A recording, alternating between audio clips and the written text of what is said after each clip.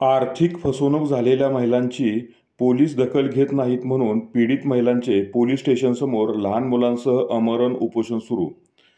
आटपाडीच्या मुलांकी येथील सलमा कमरुद्दीन मुल्ला व कमरुद्दीन आलम मुल्ला या जोडप्याने महिलांना खोटी माहिती देऊन बचत गट स्थापन करून तुम्हाला ग्रामीण कट्टा, बंधन बँक, भारत फायनान्स, चैतन्य फायनान्स यासारख्या फायनान्स कंपन्यांकडून व्यवसाय उद्योग, घरगुती अडचणी सोडवण्यासाठी तुम्हाला अल्पदराने व्याज आकारून आर्थिक मदत मिळवून देतो असे सांगून महिलांची कागदपत्रे घेऊन सदर महिलांच्या नावावरती कर्ज काढून त्या कर्जाची परतफेड न करता हे जोडपं सध्या फरार झालं आहे.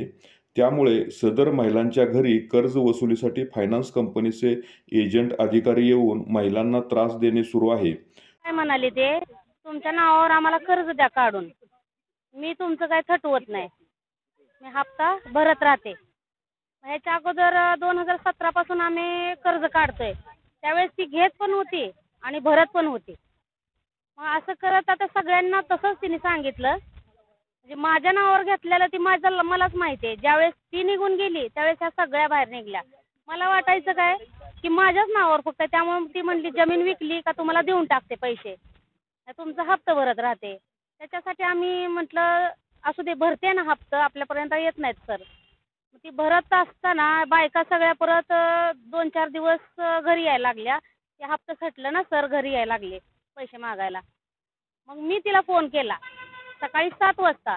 तर मला म्हटली माझी मुलगी आजारी आहे आणि तिला मी ॲडमिट केले, मी येणार आहे, तिथं आली का तुमचा हप्ता भरून टाकते सटलेला. त्यासाठी त्या दिवशी पण गप्प बसलो आम्ही.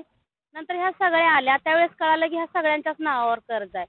ती जी 1-1.5 वाजता जी निघून गेली रात्रीच्या, तेव्हापासून अजून आली नाही. आणि आम्ही इथं हेलपाटा महिना झालं करतोय, आमची दखलच घेतली नाही. आमचं म्हणणं काय आहे की तिला आणावी, तिचा मोबाईल ट्रेस करावा आणि आमच्या घरी जे सर येतात त्यांना थांबवावं. कारण आम्हाला ती सर हप्ता मागायला येतात, त्याचा आम्हाला मानसिक त्रास भरपूर होतोय. त्याचबरोबर शास्कॉम entertainment and leisure limited UK बोनेट कम्युनिटी या कंपनीकडून स्वाती खामकर, विशाल खामकर, पंकज जगताप कोल्हापूर व दीपक महाजन इचलकरंजी या लोकांकडून सुद्धा काही महिलांची आर्थिक फसवणूक झाली आहे. याबाबत 15/5/2024 रोजी सविस्तरपणे आटपाडी पोलीस स्टेशन येथे तक्रार अर्ज दिला आहे. माझं पण 2 ते 3 बँकेची तिने फसवणूक केली. एका बँकेची ग्रामीण कुटा म्हणून बँक आहे फायनान्समध्ये, त्या बँकेने तिला माझं म्हणजे कागदपत्र तिच्यासमोर होती. आजपर्यंत 8 ते 9 दिवस तिने बँक पासबुक पण नेऊन ठेवलेलं, सगळे कागदपत्र पण होते. त्या बँकेमध्ये तिनं खोटी सही केली, माझी एकदम साधी सिंपल सही आहे, खोटी सही केली आणि त्या बँकेने 55,000 रुपये कर्ज तिला दिलं. आजपर्यंत तिनं निम्मे पैसे फेडले आणि निम्मे राहिलेत. नंतर ती गेल्यानंतर मला सरांचा फोन आला, तुमचे पैसे भरा. तर मी म्हणलं कशाचे पैसे? तर ती मला म्हणले की तुमच्या नावावर तुम्ही लोन घेतलं. तर मी म्हणलं की मी बँकेत आली नाही, ह्या बँकेचं मला नाव माहिती नाही. तर ते बोलले की बँकेत तू आली. मग मी सरांना विचारलं तुमचा कॅमेरा दाखवा, तर सर बोलले की ती कॅमेरा डिलीट झाला. मग नंतर मी बोलले की किती काढले? तर 55,000 काढले. आजपर्यंत हप्ता कुणी दिला? तर त्यांनी दिला, त्या सलमा भाभींनी दिला, तुम्ही नाही दिला, तुम्हीच भरत होता. तर मी बोलले की मी भरत नव्हती. मग नंतर त्यांना विचारलं की मी हप्ता किती ते किती होता? तर ती बोलले की 950 हप्ता होता. मग नंतर ना मी विचारलं त्यांना किती हप्ते झालेत? तर निम्मेच 20,000 ते 25,000 रुपये फिटले गेलेत असं सांगितलं. नंतर त्यांनी मला हप्ता मागायला त्रास चालू केला. शिवाय सलमा मुल्ला व कमरुद्दीन मुल्ला यांच्याकडून झालेल्या फसवणूक प्रकरणी सदर व्यक्तींच्या विरोधात फसवणुकीचा गुन्हा दाखल व्हावा यासाठी बुधवार दिनांक 5 फेब्रुवारीपासून आटपाडी पोलीस ठाण्यासमोर Republican Party of India Athawale गटाच्या सुष्मिता मोटे यांच्या नेतृत्वाखाली फसवणूक झालेल्या महिला लता कुंभार, लता सागर, स्वाती सरतापे, उषा चंदनशिवे, निकिता पवार, वंदना भिसे, ऐश्वर्या पवार, पूजा वाघमारे, लक्ष्मी खरात, कविता खरात, नकुसा खरात या महिलांनी लहान मुलांसह आमरण उपोषण सुरू केलं आहे.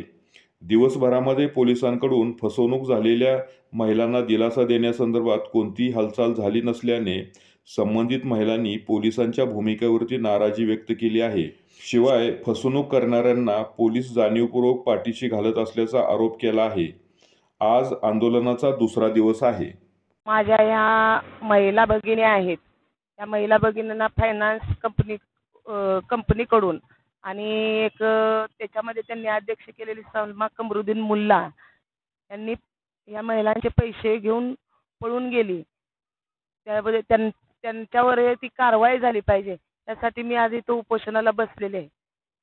त्या फायनान्स कंपनीवाल्यांकडे आणि त्या सलमा कमरुद्दीन मुल्लावर पण कारवाई झाली पाहिजे. यासाठी मी आज या महिला भगिनींसाठी मी सुष्मिता सुरेश मोठे RPI महिला आघाडी तालुका अध्यक्ष आज त्यासाठी मी इथे उपोषणाला बसलेले आहे.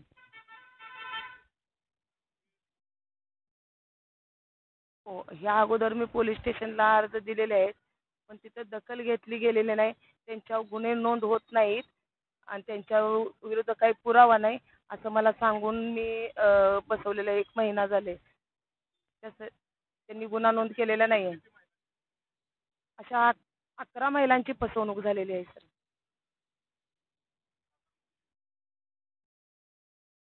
साधारण 8 ते 10 लाख रुपये फसवणूक हे महिलांची झालेली आहे. तिने ह्या महिलांकडून कर्ज काढून घेतलेत आणि ते कर्ज घेऊन तिने थोडे हप्ते भरले पण आणि बाकीचे हप्ते न भरता ती पळून गेली आणि तिच्या सासऱ्याने या महिलांना पैसे भरतो म्हणाले, पण त्यांनी ते पैसे भरले नाहीत, भरले पण नाही आहेत आणि त्या दिवशी त्याच रात्री तिला पळवून घालवले. त्यांना माहिती आहे, पण ते सांगत नाहीत. त्यांनी पळवून घालवलेलं आहे त्या महिलेला. आंदोलनकर्त्या महिलांमध्ये काही महिलांना अगोदरच शारीरिक त्रास असल्याने वैद्यकीय उपचार सुरू आहेत. त्यामुळे वेळच्या वेळी अन्न व औषध घेणं जरुरी असताना सुद्धा या महिला त्यांच्यावर झालेल्या अन्यायाला दाद मागण्यासाठी जीवाची बाजी लावून आंदोलनाला बसल्या आहेत. पोलिसांकडून केली जाणारी डोळेझाक, त्यामुळे एखाद्याच्या जीवाचं बरं वाईट झालं तर कोणाला जबाबदार धरायचं हा सुद्धा प्रश्न अनुत्तरित आहे. त्या महिलांचे प्रश्न सुटत नाहीत.